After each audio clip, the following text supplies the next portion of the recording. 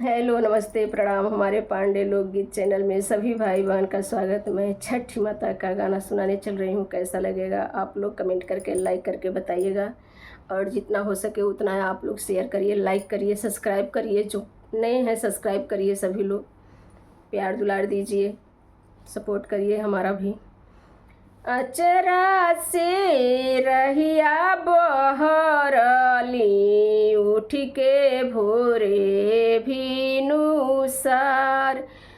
अचरा से रहिया बहरली, उठ के भोरे भिनुसार। फूलवा से रहिया सजवली, उठ के भोरे भिनुसार। फूलवा से रहिया सजवली, उठ के भोरे भिनुसार। एक यही राहे यही है छठिए मैया, होई के डोलिया सवार।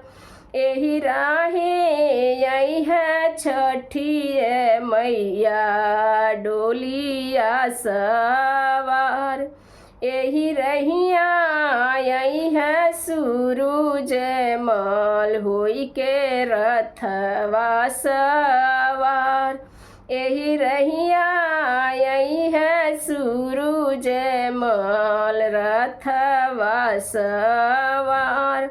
हाथ जोड़ी रोकब हम डोलिया, छठी मैया रज हमार।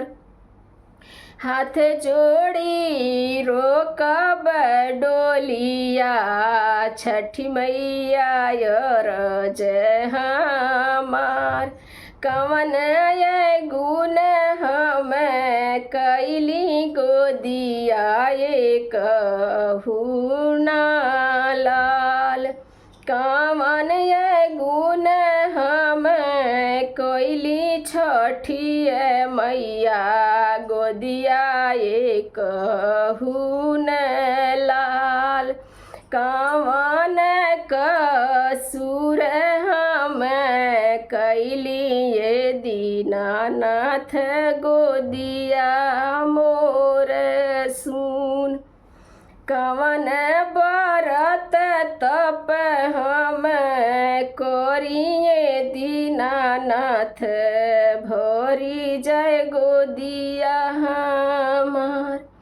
कवन बरत तप हम करी, भरी जय गोदिया हमार।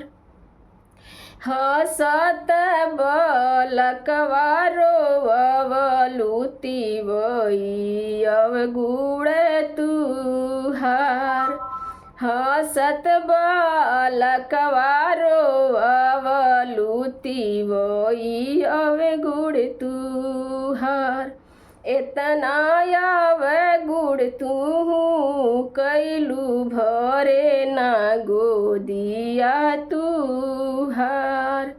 इतना अवगुण तू कैलू, भरे ना गोदिया तुहार। अब की क्षमा करी छठी मैया, दे दी गोदिया में लाल। अब की क्षमा करी सूरज मल, गोदिया में दे दी लाल। इतना बचन सुनी छठी मैया हसेली ठाठाय। इतना बचन छठी सुनली मैया हसेली ठाठाय।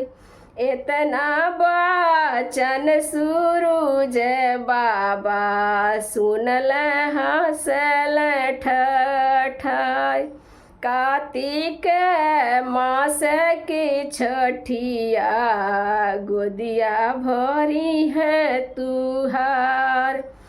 कार्तिक मास के छठिया भरी गोदिया तुहार करिह तू छठी के बरतिया खेली हैं गोदिया में लाल करिह तू छठी के बरतिया गोदिया में खेली है हो लाल अचरा से रहिया बहरली उठ के भोरे भीनु सर अचरा से रहिया बहरली उठ के भोरे भीनु सर फूलवा से रहिया सजवली